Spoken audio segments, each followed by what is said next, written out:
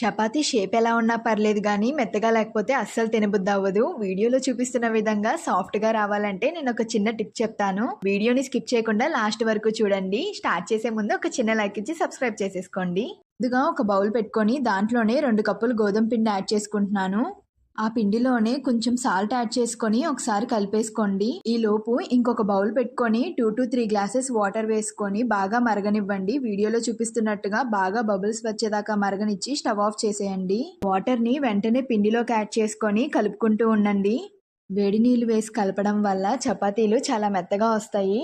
కలిపేసుకొని మీకు వీలైతే ఒక గంట సేపు నాననివ్వండి. లేదంటే ఒక 10 నిమిషాలు నానబెట్టినా సరిపోతుంది. నేనైతే 10 నిమిషాలు నానబెట్టుకున్నాను. పిండిని కొంచెం కొంచెం తీసుకొని రౌండ్ బాల్స్‌లా చేసుకొని మీకు నచ్చిన షేప్ చేసుకోండి. నేనెంత ట్రై చేసినా నాకైతే కరెక్ట్ షేప్ అయితే రాదు ఎప్పుడు. మీకు ఇంతేనా? కింద కామెంట్స్‌లో చెప్పండి. చపాతీలని ఎక్కువ ఆయిల్ యూజ్ చేయకుండానే కాలుస్తాను. చూసారా ఎంత మంచిగా పొంగుతుందో ఎక్కువ ఆయిల్ యూజ్ చేయకుండానే. జస్ట్ అలా 2 డ్రాప్స్ ఆయిల్ వేసుకొని చపాతీ కాల్చేసుకున్నాను. అంతే మన చపాతీలు రెడీ అయిపోయినట్టే. చికెన్‌తో గానీ, మటన్‌తో గానీ తింటే టేస్ట్ నెక్స్ట్ లెవెల్ ఉంటుంది. ఇలాంటి రెసిపీస్ కోసం మా ఛానల్‌ని సబ్స్క్రైబ్ చేసుకోండి. Thank you for watching.